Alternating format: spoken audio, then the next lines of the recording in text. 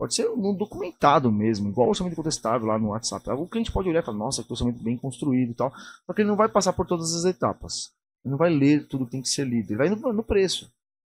Se eu apresento o meu orçamento pessoalmente, ou eu ligo para fazer a apresentação do orçamento para o meu cliente, o que acontece?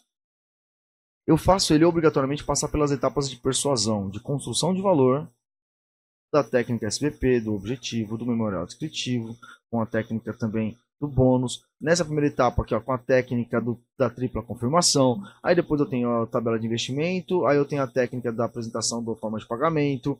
Sim, se eu não apresento para ele pessoalmente ou por ligação isso, ele não vai passar por essas técnicas. E aí eu diminuo a minha possibilidade de conseguir vender. Então eu quero vender mais caro, ok, mas vai trabalhar mais. Mas vai ganhar mais dinheiro. Né? Então assim, esse é o problema. Se você aumentar seu preço e mandar o seu preço pelo WhatsApp, talvez você não feche.